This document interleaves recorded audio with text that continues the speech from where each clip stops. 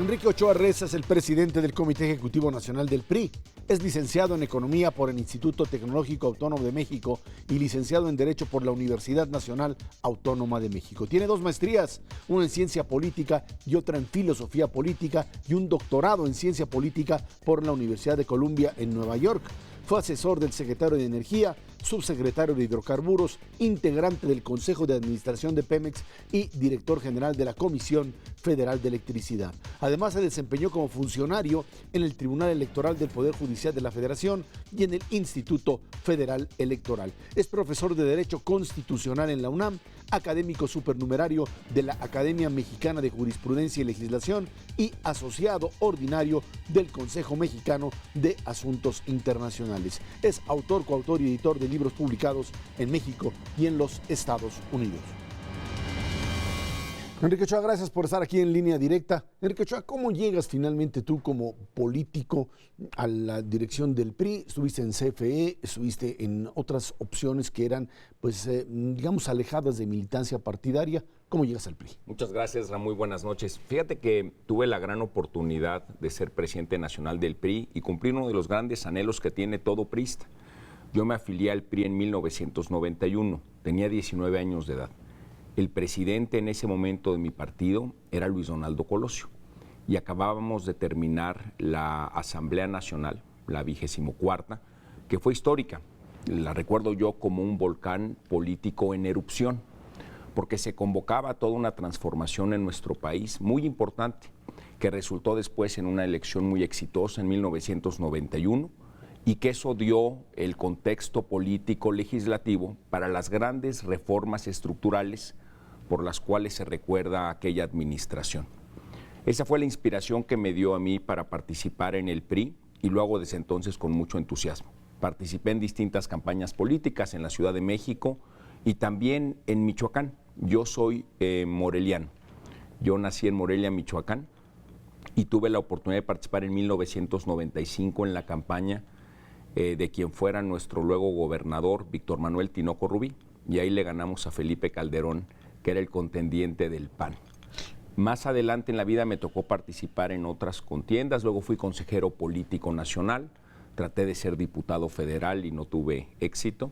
Luego fui otra vez consejero político nacional, ahora en el contexto de las reformas que impulsa el presidente Enrique Peña Nieto. Como sabes, una de mis vocaciones ha sido el sector energético. Trabajé en los 90s en la Secretaría de Energía con el doctor Luis Telles. Fui subsecretario de Energía con el licenciado Pedro Joaquín Codwell, y ahí tuve la oportunidad de encabezar un grupo técnico para la construcción de esa reforma. Y después ya fui director de la Comisión Federal de Electricidad durante un poco más de 2 años. A ver, Enrique, tú llegas a la dirigencia del PRI después de una pues mala campaña priista el año pasado. Finalmente, a pesar de que retuvieron algunas gubernaturas, el saldo era un saldo negativo y ahora te enfrentas como un nuevo dirigente priista al gran desafío de ganar fundamentalmente 3 gubernaturas y por supuesto el tema del estado de Veracruz. ¿Qué hay que hacer diferente en el PRI para demostrar que el PRI es distinto a aquellos gobiernos que se vieron mal y que finalmente perdieron las gubernaturas, como los casos mismos de Veracruz, Chihuahua o Quintana Roo? Primero, la corrupción es indignante. Todo ciudadano en México quiere vivir en un país sin corrupción y sin impunidad. Y primero tenemos que ser autocríticos, críticos, y sobre todas las cosas tenemos que ser propositivos. La corrupción no es un tema nuevo en nuestro país. Nuestra generación enfrenta ese reto porque generaciones anteriores no lo pudieron resolver con éxito. Pero sí descansa en nosotros llevar a cabo una transformación institucional potente, poderosa, que permita que ciudadanos de prestigio encabecen nuevas instituciones que prevengan, documenten, investiguen, castiguen la corrupción. Y eso es lo que creo que debe de ser fundamental en la agenda política. Pero no es el único tema. Déjame decirte que el balance de las elecciones de 2016 tampoco es del todo negativo y creo que hay lecciones positivas que hay que recuperar. En esas elecciones, que fueron ciertamente complejas, el PRI ganó en estados donde había perdido antes. Ganó en Oaxaca, y ganó en Sinaloa. Mantuvo estados donde ya era gobierno, por ejemplo Hidalgo, Tlaxcala, ganamos 2 veces Colima, ganamos Zacatecas. Pero si tú sumas la votación que tuvo el PRI en las elecciones para gobernador en el 2016 y la contrastas con la votación que tuvieron los otros partidos, resulta que el PRI tuvo 3.3 millones de votos y el partido que quedó en segundo lugar en esa votación genérica tuvo 3.1 millones de votos. Es decir, a pesar de los resultados que se documentan como negativos en el 2016, también hubo espacios positivos donde había que aprender lecciones. Por lo tanto, para el 2017 nos llevamos las buenas lecciones del 2016 y recompusimos el paso de las malas decisiones del 2016. Y como en la vida hay que aprender de los buenos momentos y de los malos momentos. Y por eso estamos ahora encabezando las encuestas y estamos pidiéndole a la ciudadanía que presentándole candidatas y candidatos honorables y con arraigo en las comunidades, podamos merecer su confianza. Hemos hecho campañas propositivas, Ezra. Para nosotros eso es muy importante. Los partidos políticos que van en segundo o en tercer lugar, que van abajo en las encuestas, han tratado de convertir estas campañas en un lodazal. Nosotros hemos privilegiado la propuesta y que nuestros candidatos ciertamente ofrezcan las soluciones que permitan mejorar las condiciones de seguridad, que permitan crear más empleos de calidad y bien pagados y que permitan, por supuesto, avanzar en materia diversas como educación, como salud, bienestar social para todas las familias. Por supuesto que en las campañas hay que hacer contraste democrático y ciertamente hay que hacerlo, pero también desde el punto de vista de las ideas. Por ejemplo, en materia de contraste democrático, nosotros en el Estado de México estamos con Alfredo del Mazo a favor de crear 1.200.000 nuevos empleos de calidad y bien pagados en todo el Estado. Un proyecto que es muy importante para lograrlo es la construcción del nuevo aeropuerto en Texcoco. Quienes han viajado en el aeropuerto de la Ciudad de México han sufrido 1 hora, 2 horas o hasta 3 horas de retraso, tanto en salidas como en llegadas. Eso es consecuencia de que nos falta desarrollar una mayor infraestructura en aviación en el país. Pues bien, el aeropuerto de Texcoco es un proyecto ambicioso para un país ambicioso, que quiere crecer y que quiere tener empleos de calidad. El aeropuerto va a generar 450.000 nuevos empleos, tanto en su proceso de construcción como en su puesta en operación. Y Alfredo del Mazo está a favor de firmar como gobernador los convenios que permitan que esos empleos de calidad sean ocupados por mexiquenses justo en la región oriente del Estado de México, que es donde se construye el aeropuerto. En el contraste democrático tenemos que decir que Morena y López Obrador y Delfina están en contra del aeropuerto. Vamos a una pausa, seguimos platicando aquí con Enrique Ochoa en Línea Directa.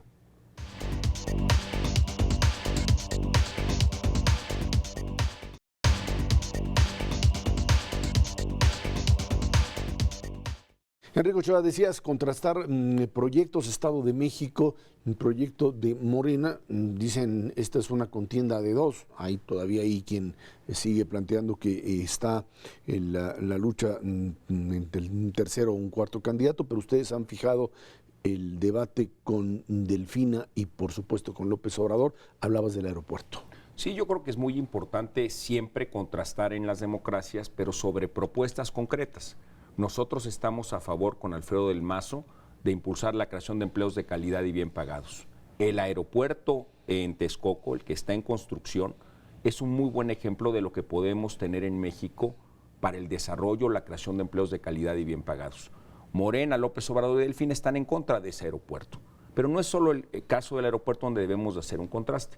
En materia educativa, con Alfredo del Mazo estamos a favor de tener una educación de calidad para las niñas y los niños de nuestro país.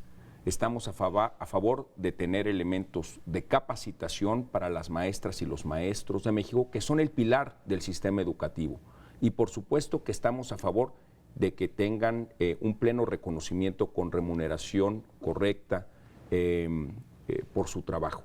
Mucho le debemos los mexicanos a los maestros de México. Pero el contraste es que Delfina se ha aliado con el Bester y sus cuaces, pues que están en contra de esos aspectos muy importantes para tener un sistema educativo de calidad en nuestro país. Entonces, ciertamente ahí tienes un elemento de contrastes en empleo y tienes un contraste en materia educativa. Pero aún hay más. El problema que nosotros vemos hacia adelante, y es una gran oportunidad para nuestro país, es escoger entre una Y. Por un lado, escoger un país que continúe resolviendo sus asignaturas pendientes, que ciertamente hay muchas, y tenemos que enfrentarlas con talento. Pero un camino es el de las libertades económicas, políticas, sociales y culturales, y otra ruta es la que ha vivido una parte de América Latina, que es el populismo autoritario. Y ningún país de América Latina ha salido mejor de la oscura caverna del populismo autoritario que cuando entró. Recordaremos que en Venezuela, actualmente millones de venezolanos marchan precisamente en contra del sistema populista autoritario de Chávez y de Maduro. Por otro lado, millones de franceses votaron en contra del populismo en Francia y el mundo está de su lado. Nosotros vamos a enfrentar esa batalla para el 2018 y la primera aduana de esa batalla es el Estado de México en el 2017, en esta elección. Ahora, Enrique, el tema del Estado de México, es cierto, es una parte, tiene que ver con determinado tipo de proyectos de desarrollo. Está el tema de la inseguridad que golpea fuertemente, es un tema que se quedó ahí atorado, que no ha sido resuelto, que golpea fuertemente. Y es cierto el tema de la corrupción de muchos caciques locales, de aparatos de gobierno que siguen explotando a la gente, de trámites que son convertidos prácticamente pues, en mecanismos de extorsión. Ahí hay un elemento al que hay que entrarle de manera tal que el ciudadano pueda reconocer en un candidato a alguien que rompa con esa tendencia. Hay que tomar el toro por los cuernos y absolutamente en el Estado de México hay que combatir la corrupción y la inseguridad. Pero hagamos otra vez el contraste democrático. Alfredo del Mazo ha propuesto que en los primeros 100 días como gobernador se concentrará de lleno con su equipo de expertos en la materia para resolver el problema de la inseguridad en el transporte público. Y sus credenciales como alcalde de Huixquilucan avalan una propuesta de esa naturaleza. Como alcalde de Huixquilucan, Alfredo del Mazo redujo en 30% la incidencia delictiva de su municipio. Contrastemos con Delfina en Texcoco, que en su periodo como alcaldesa incrementó en 40% los delitos que más afectan a la sociedad. Hagamos otro contraste sobre la parte de los trámites y la corrupción. En este sentido, Alfredo del Mazo ha sido tajante y puntual que no tolerará ningún aspecto de corrupción. Pero Delfina como alcaldesa, y esto nos hemos enterado por diversos medios de comunicación, le retuvo las pensiones alimentarias a las mujeres del municipio de Texcoco. También tomó parte del fondo de ahorro de los trabajadores y se depositó en una cuenta personalizada de un familiar de Higinio Martínez, cacique de Texcoco y padrino político de Delfina. También está documentado que Delfina asignó de manera directa a empresas fantasma vinculadas con Higinio Martínez contratos millonarios. Es decir, esta práctica de corrupción a nivel municipal ha quedado acreditada por diversos medios de comunicación en el caso de Delfina Gómez. Y ese modus operandi en Texcoco es lo que quieren llevar para el Estado de México. Si ese fue el mal que han hecho en Texcoco, ¿qué mal harían en el Estado de México? Y por eso vale mucho la pena hacer el contraste democrático y demostrar, porque esto no es nuevo. En el caso concreto de Morena, en el caso de López Obrador, millones de mexicanos nos hemos preguntado de qué ha vivido López Obrador todo este tiempo. ¿Cómo es que obtiene financiamiento para recorrer el país y para llevar a cabo sus actividades políticas? Porque desde que yo estaba en la universidad, López Obrador ya estaba recorriendo el país con la obsesión que tiene.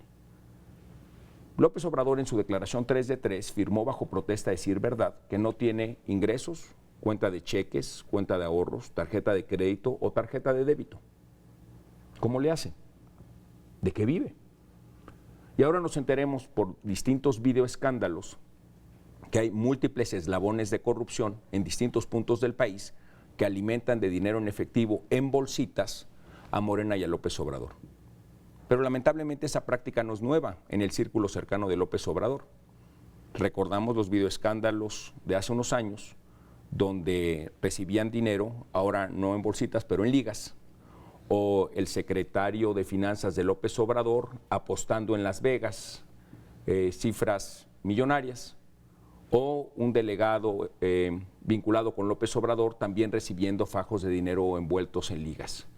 Esta práctica común de que personas cercanas a López Obrador piden dinero a su nombre y para su movimiento político, y él alega que no se entera, pues nos hace cuestionar si es inocente o cínico, porque es poco creíble que una persona con esa figura pública esté constantemente rodeado de escándalos de corrupción y de financiamiento ilícito para sus actividades políticas.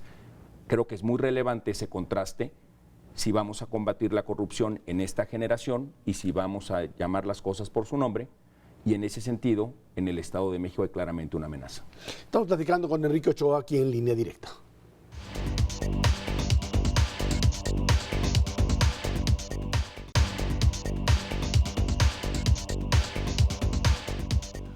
Enrique, en Nayarit y en Coahuila, en unos lados hay alianza, en otros no, de una oposición que asume que le puede ganar al PRI bajo el principio de que la alternancia es buena y que en función de ello PAN-PRD van juntos, en unos lados sí, en otros no.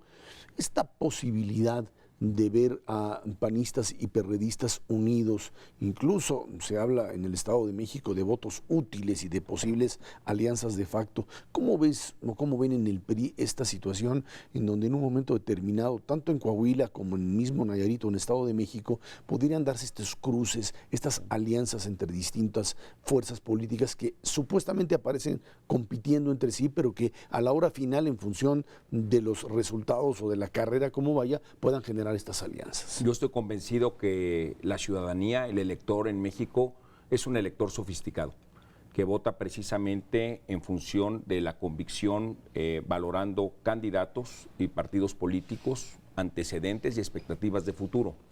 Ciertamente por eso nuestros candidatos han sido candidatos propositivos. En Coahuila, Miguel Riquelme ha establecido una ruta muy clara. Miguel Riquelme dice ni un paso atrás en materia de seguridad. ¿Por qué razón? Miguel Riquelme fue nuestro presidente municipal en Torreón, Coahuila. Torreón es un municipio muy complejo de gobernar. Yo he tenido la oportunidad de estar recientemente en Torreón acompañando a Miguel Riquelme. Y lo que me dicen los sectores de la sociedad con los que he conversado es que la situación de inseguridad en Torreón era muy compleja. Y Miguel Riquelme, que es un hombre con carácter, tuvo la capacidad y la determinación para resolver un problema de inseguridad en Torreón. Esa es su credencial para poder afirmar que en el estado de Coahuila continuará con los esfuerzos y los trabajos decididos para mantener la condición de seguridad en el estado. Y es importante hacer el contraste porque en Chihuahua, por ejemplo, estado vecino, el nuevo gobernador panista ha duplicado en su periodo los delitos. En Durango, también estado vecino a Coahuila, el nuevo gobernador panista se ha incrementado en 40% los delitos que más le duelen a la sociedad. En Tamaulipas el incremento con el nuevo gobernador panista es del 50%. Coahuila debe de mantener sus condiciones de ser un estado seguro porque eso es lo que permite tener inversión y empleos de calidad y bien pagados. Miguel Riquelme propone también eliminar el fuero para todo el ámbito público, para que nadie pueda tener espacios de impunidad. Y presentó desde su primer momento en campaña sus 5 de 5. Además de las declaraciones 3 de 3 tradicionales que todos nuestros candidatos han presentado, Miguel Riquelme agregó la declaración de antecedentes no penales y el antidoping. Lo hicieron también nuestras candidatas y candidatos en todo Coahuila. Si contrastas eso con el candidato del PAN, que es Guillermo Anaya, Anaya en su 3 de 3 tiene muchas inconsistencias en su cuestión patrimonial y fiscal. Y por otro lado, recientemente, y esto ha estado en los medios nacionales, hizo una afirmación cobarde, misógina, en contra de todas las mujeres del estado de Coahuila. Nosotros como partido, a través de nuestra secretaria general Claudia Ruiz Massieu, presentamos ante el INE una queja para que se aplique el protocolo en contra de la violencia de género para proteger a las mujeres en Coahuila, y lo que estamos exigiendo es que la Autoridad Electoral Nacional analice el caso y aplique la sanción de retirarle el registro a Guillermo Anaya. Enrique, del resultado de esta elección, dicen, dependerá también cómo arranquen los partidos hacia el 2018. Y creo que esto es un elemento fundamental para poder entender lo que cada partido se juega en la elección, tanto en los otros estados como en el Estado de México. ¿Qué ve el PRI para 2018? Coincido con esa valoración. El 2018 pasa por los resultados del 2017 y por eso también quiero dejar un mensaje por la elección de Nayarit. Nuestro candidato Manuel Cota es un hombre de la cultura del esfuerzo. Ha competido y ganado 5 elecciones en Nayarit de manera consecutivas. Manuel Cota también es un hombre que ha tenido como trayectoria y liderazgo en el campo y ha presentado un programa económico para que se desarrollen las 2 vocaciones económicas del Estado, la vocación agrícola y ganadera y la vocación turística. Ciertamente Manuel Cota además ha presentado su 3 de 3 y ha acudido a todos los debates organizados tanto por la autoridad electoral como por las organizaciones civiles. El candidato del PAN en alianza con el PRD, ahí sí se dio esa alianza, se ha negado a presentar en los debates, no ha presentado su declaración 3 de 3 y ha tenido cuestionamientos muy serios sobre el origen del financiamiento de su campaña. Ese es el contraste democrático que debemos de hacer, contrastando perfiles y contrastando antecedentes. Hacia adelante vemos en el 2018 que en el 2017 ganaremos con el voto de los ciudadanos libres de los 4 estados que tienen elecciones, las 3 elecciones para gobernador y competiremos de manera muy firme en los 212 municipios en Veracruz. Y pasando estas elecciones vamos a celebrar nuestra Asamblea Nacional, la 22ª Asamblea Nacional del PRI. Van a ser 4 meses de trabajo donde tendremos múltiples foros en todo el territorio nacional para que de manera incluyente podamos hacer el balance crítico, autocrítico, pero sobre todo propositivo, que nos permita presentarle al país nuestro programa, nuestro proyecto de futuro, las ideas que queremos presentar a consideración de todos los mexicanos. Y entonces sí, que en el primer trimestre del 2018 discutamos los nombres de las mujeres o de los hombres que puedan ser nuestras candidatas y candidatos para la contienda del 2018. Un proceso en donde dicen la voz del presidente de la República seguirá contando como antaño, un presidente que decide, un presidente que solo participa. Es un presidente que va a participar y además con procedimientos abiertos como los hemos tenido a consulta ciudadana y consulta de los militantes, como ha sido en el 2017, donde nuestros candidatos han sido electos por resultado de convenciones de delegados o con convenciones abiertas a simpatizantes y militantes del PRI. Seguiremos profundizando la vida democrática del partido y por supuesto que seguiremos estableciendo distintos mecanismos de participación en el ámbito de resolver cuál va a ser el programa, la propuesta, el ideario que vamos a presentar ante la ciudadanía. Rápidamente, ¿el adversario a vencer es López Obrador? El adversario a vencer es el populismo autoritario, que afectó de manera dramática a muchos países en América Latina y que no debemos permitir que afecte a nuestro país. Esta disyuntiva que tenemos en el 2018 los mexicanos no solo puede ser importante para nuestra generación, Ezra, claramente tendrá consecuencias definitivas para las generaciones venideras, para nuestros hijos, para nuestros nietos. Contrastemos, Venezuela, votaron los venezolanos en algún momento por Chávez para que se acabara la corrupción. Lo que se acabó en Venezuela con el populismo autoritario fue la comida, fueron las medicinas, fueron los empleos, fueron las libertades políticas. Las cárceles se abrieron para los opositores al régimen y hoy, años después, años de pérdida económica después, de violencia y de separación, millones de venezolanos están defendiendo la democracia de su país y el mundo está con ellos. Que no nos pase a nosotros los mexicanos. Actuemos de manera propositiva, constructiva y salvemos a nuestro país. Gracias, Enrique Ochoa, por estar aquí en Línea Directa. Fue Enrique Ochoa, aquí en Línea Directa.